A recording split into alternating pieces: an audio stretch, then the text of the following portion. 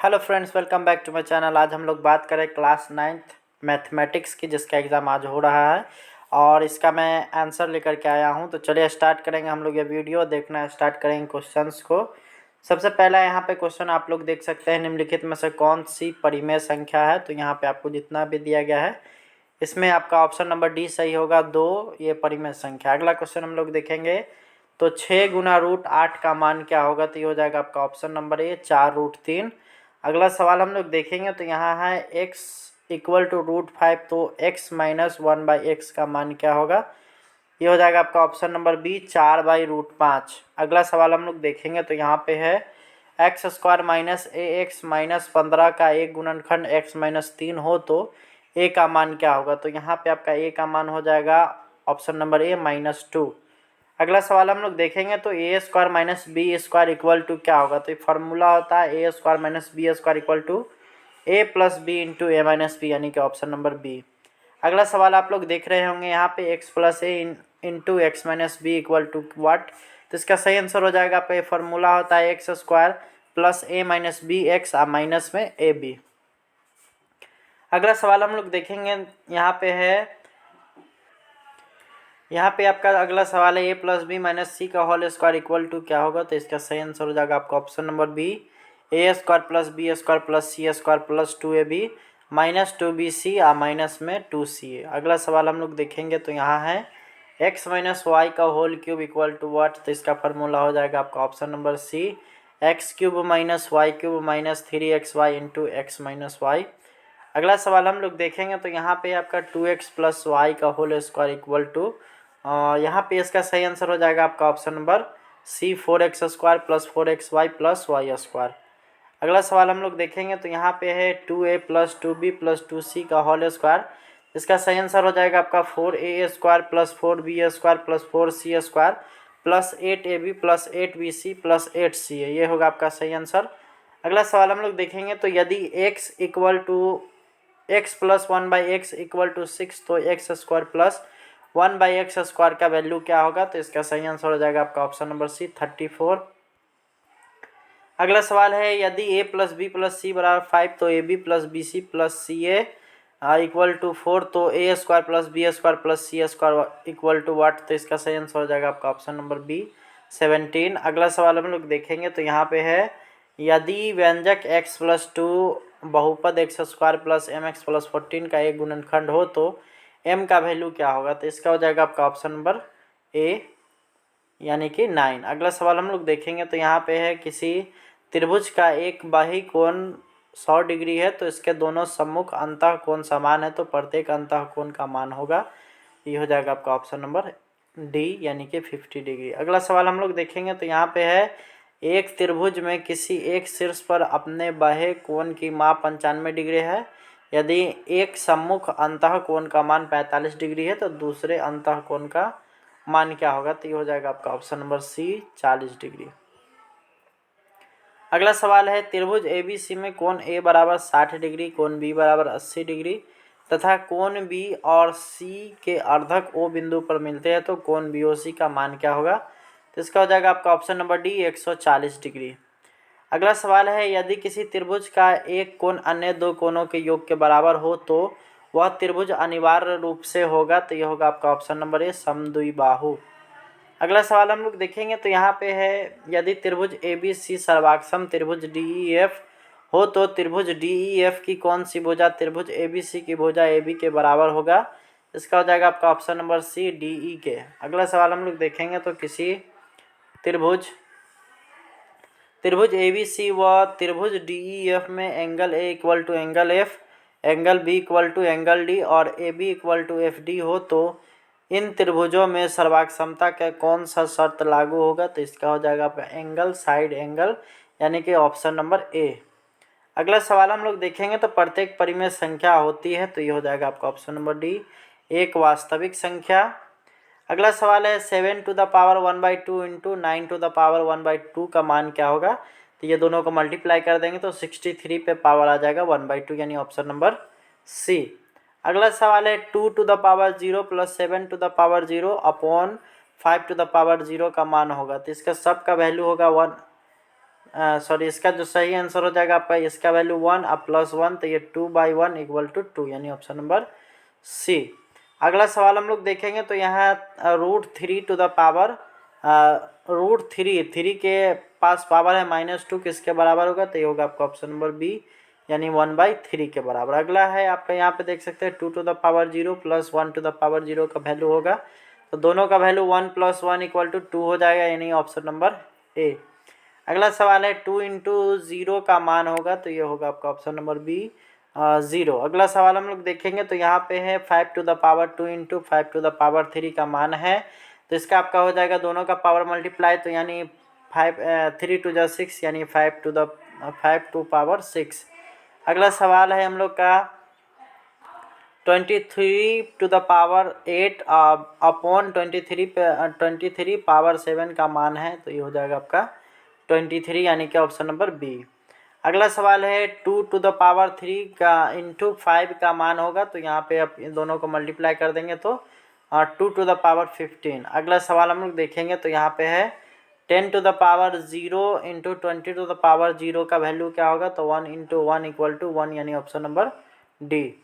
अगला सवाल हम लोग देखेंगे तो यहाँ पे है आपका, यहाँ पे देख सकते हैं 2 to the power 0 × 3 to the power 0 / 5 to the power 0 यानी ऊपर 1 नीचे भी 1 यानी कट उठ करके आपका आ जाएगा 1 यानी ऑप्शन नंबर बी। अगला सवाल है 15 to the power 0 - 10 to the power 0 का मान क्या होगा, तो ये हो जाएगा आपका ऑप्शन नंबर बी 0 1 - 1 = 0। अगला सवाल हम लोग देखेंगे तो 8 to the power 0 / 4 to the power 0 का मान है, तो ये हो जाएगा आपका ऑप्शन नंबर, इसका होगा आपका ऑप्शन नंबर बी यानी 1। नेक्स्ट हम लोग देखेंगे तो 7 to the power 0 + 4 to the power 0 का मान है, तो ये हो जाएगा आपका ऑप्शन नंबर सी यानी 2। अगला सवाल हम लोग देखेंगे तो 10 × 0 का मान है, ये हो जाएगा आपका ऑप्शन नंबर सी 0। अगला सवाल है 10 - 0 का मान है, तो ये हो जाएगा आपका ऑप्शन नंबर बी 10।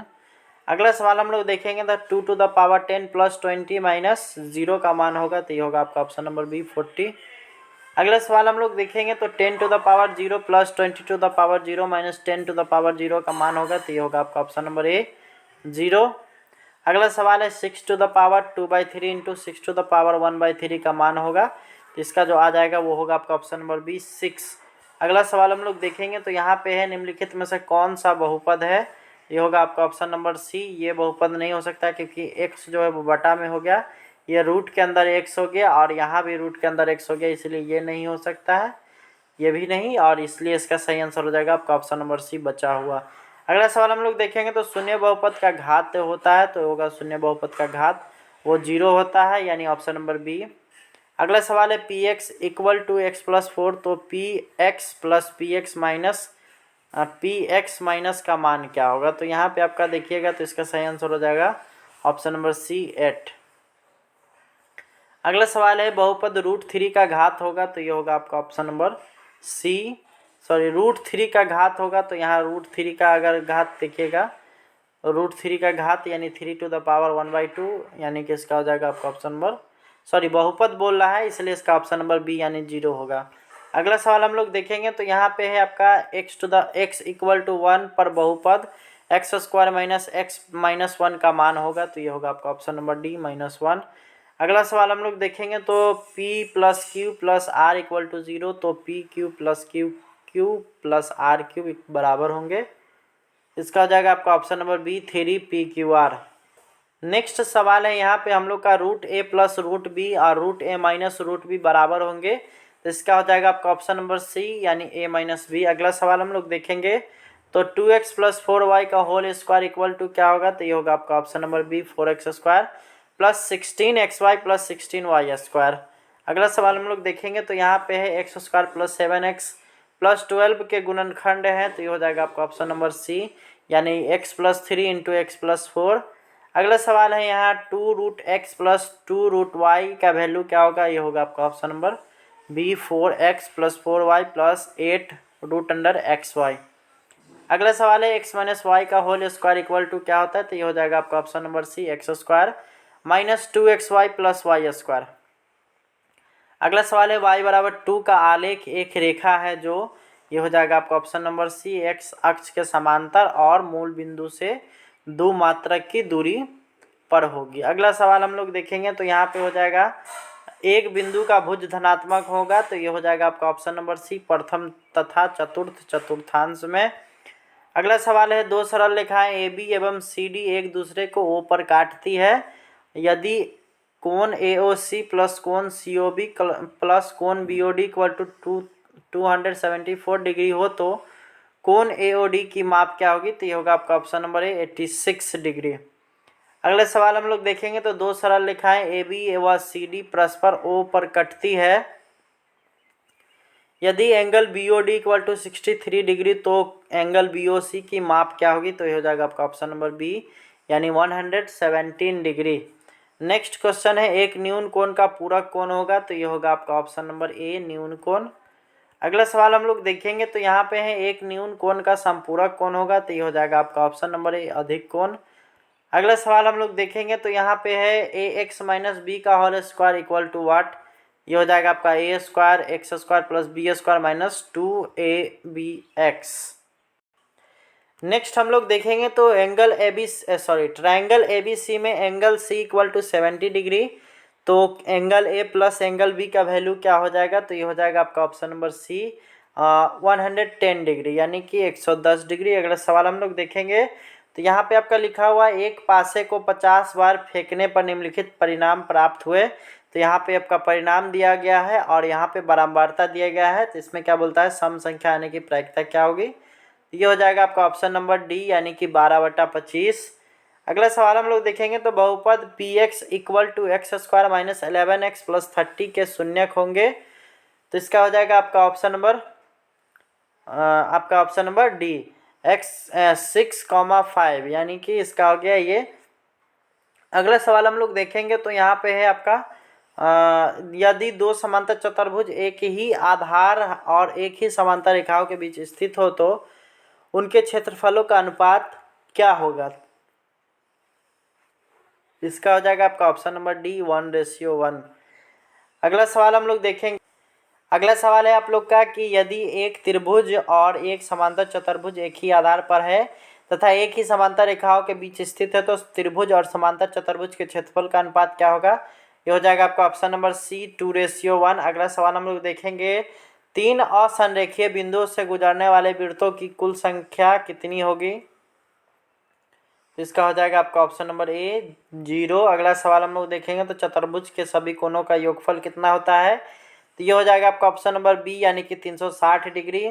अगला सवाल देखेंगे तो 0 टू द पावर 3 0.3 तथा 0.4 का योगफल क्या होगा, तो यहाँ रैकरिंग दिया हुआ आप लोग यहाँ पर देख सकते हैं 0.3 टू द पावर रैकरिंग तथा 0.4 टू द पावर रैकरिंग का योगफल होगा, तो ये हो जाएगा आपका ऑप्शन नंबर बी 7/9। अगला सवाल हम लोग देखेंगे तो यूक्लिड ने कहा था कि सभी समकोण परस्पर समान होंगे, यह कथन किस रूप में है, तो यह होगा आपका ऑप्शन नंबर ए यानी कि एक अभिगृहित के रूप में।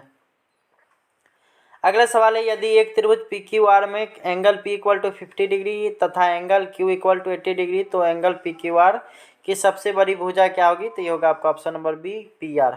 अगला सवाल हम लोग देखेंगे तो यदि angle triangle A B C में A B equal to A C तथा angle A equal to 40 degree तो एंगल बी का वैल्यू क्या होगा, तो ये हो जाएगा आपका ऑप्शन नंबर ए यानी 60 डिग्री। अगला सवाल हम लोग देखेंगे तो यदि त्रिभुज ए बी सी सर्वाक्षम त्रिभुज एक्स वाई जेड तो निम्नलिखित में से कौन सत्य नहीं है, ये हो जाएगा आपका ऑप्शन नंबर सी कि X Y equal to A C. अगला सवाल हम लोग देखेंगे तो यदि त्रिभुज एक्स वाई जेड में angle X equal to 80 degree angle Y equal to 40 degree और angle Z equal to 60 degree तो इसका हो जाएगा आपका option number B X Y less than X Z. अगला सवाल है एक चतुर्भुज के कोण 3:4:5:6 के अनुपात में है तो सबसे छोटे कोण की माप क्या होगी, तो इसका हो जाएगा आपका ऑप्शन नंबर डी यानी 60 डिग्री। अगला सवाल हम लोग देखेंगे तो एक चतुर्भुज के कोण 3:5:6:6 के अनुपात में है तो सबसे छोटे कोण का माप क्या होगा, तो ये हो जाएगा आपका ऑप्शन नंबर बी यानी 54 डिग्री। अगला सवाल है ए बी सी एक समचतुर्भुज है जिसमें कोण सी इक्वल टू 60 डिग्री तो A C ratio B D equal to क्या होगा, तो ये हो जाएगा आपका ऑप्शन नंबर बी √3:1।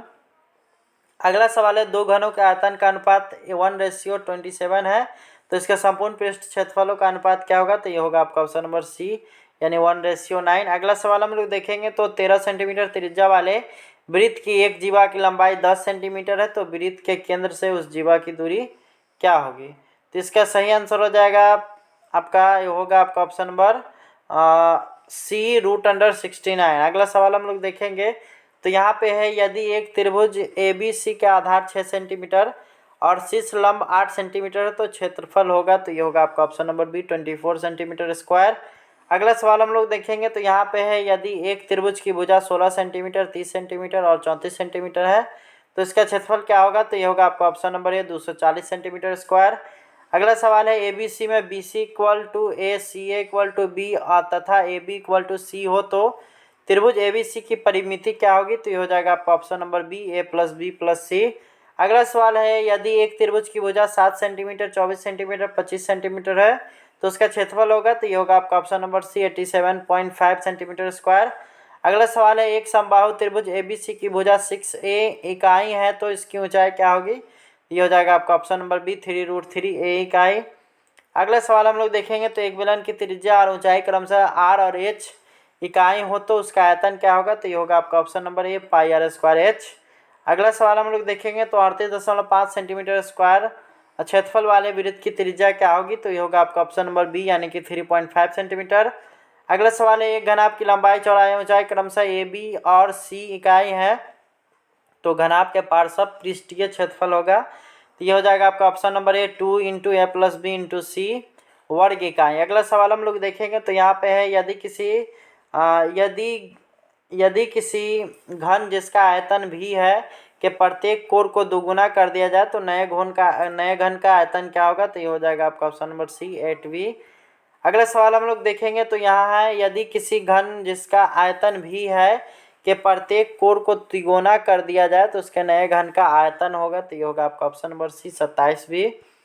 अगला सवाल हम लोग देखेंगे तो ये है आपका, यदि किसी घन के सभी कोणों की लंबाई का योग 36 सेंटीमीटर हो तो इसका आयतन क्या होगा, तो ये होगा आपका ऑप्शन नंबर बी, 27 घन सेंटीमीटर। अगला सवाल है, किसी बेलन की त्रिज्या दुगुनी और ऊंचाई दुगुनी कर दी जाए तो ये क्या हो जाएगा, तो यहाँ पे आपका हो जाएगा 4 गुना, चौगुना, यानी कि ऑप्शन नंबर बी। अगला सवाल हम लोग देखेंगे, यहाँ पे अगला क्वेश्चन आप लोग का कह रहा है, यदि किसी बेलन के आधार की त्रिज्या और ऊंचाई h इकाई हो तो उसका संपूर्ण पृष्ठ का क्षेत्रफल क्या होगा, ये हो जाएगा आपका option number B, 2πr × r + h। अगला सवाल हम लोग देखेंगे तो 1/5 तथा 4/5 के बीच दो परिमेय संख्या होगी, ये होगा आपका ऑप्शन नंबर बी, यानी 2/5 और 3/5। अगला सवाल हम लोग देखेंगे तो 100 और 140 का वर्ग चिन्ह होगा, ये होगा आपका ऑप्शन नंबर सी, 120। अगला सवाल हम लोग देखेंगे तो आंकड़ों 11, 12, 8, 7, 5 का परिसर होगा, तो ये होगा आपका ऑप्शन नंबर बी, 7। अगला सवाल है, वर्ग अंतराल 20 से 25, 25 से 30 में 25 सम्मिलित है, तो ये हो जाएगा आपका ऑप्शन नंबर बी, यानी 25 से 30 में। अगला सवाल है, आंकड़ों 10, 12, 6, 8, 20 का परिसर होगा, तो ये हो जाएगा आपका ऑप्शन नंबर सी, 14। अगला सवाल है, यहाँ पे वर्ग अंतराल 15 से 25, 25 से 35 में 25 सम्मिलित है, तो ये हो जाएगा आपका ऑप्शन नंबर बी, यानी कि 25 से 35 में। अगला सवाल है, एक बराबरता बंटन में वर्ग चिन्ह 15, 20, 25, 30 है, वर्ग चिन्ह 25 की संगत वर्ग होगी, तो यह हो जाएगा आपका ऑप्शन नंबर सी, 25 से लेकर के 30 तक। अगला सवाल हम लोग देखेंगे तो अगला सवाल है, यदि प्रेक्षण x, x+2, x+4, x+6 और x+8 का मान 8 हो तो x का मान होगा, तो ये हो जाएगा आपका ऑप्शन नंबर ए, 4। अगला सवाल है, यदि आंकड़ों के प्रत्येक प्रेक्षण से 5 घटाया जाए तो उसका माध्य 5 कम हो जाता है, यानी ऑप्शन नंबर सी हो जाएगा। अगला सवाल हम लोग देखेंगे तो आंकड़े 4, 4, 5, 7, 8, 9, 12 का माध्यक होगा, तो ये हो जाएगा आपका ऑप्शन नंबर सी, यानी कि 7। अगला सवाल है, आंकड़ों 13, 14, 15, 15, 17, 18 का बहुलक होगा, तो यहाँ पे आपका हो जाएगा आपका ऑप्शन नंबर सी, यानी कि 15। अगला सवाल हम लोग देखेंगे तो 12 का मिलान चिन्ह होगा, तो ये हो जाएगा आपका ऑप्शन नंबर ए। अगला सवाल हम लोग देखेंगे तो -a - b - c का होल स्क्वायर इक्वल टू, ये हो जाएगा आपका ऑप्शन नंबर डी। यहाँ पे हमने 100 क्वेश्चंस का आंसर दे दिया है, जो कि 100 आउट ऑफ 100 सही है। इस वीडियो को पूरा देखने के लिए धन्यवाद। मिलते हैं नेक्स्ट वीडियो में। Thanks for watching, bye bye.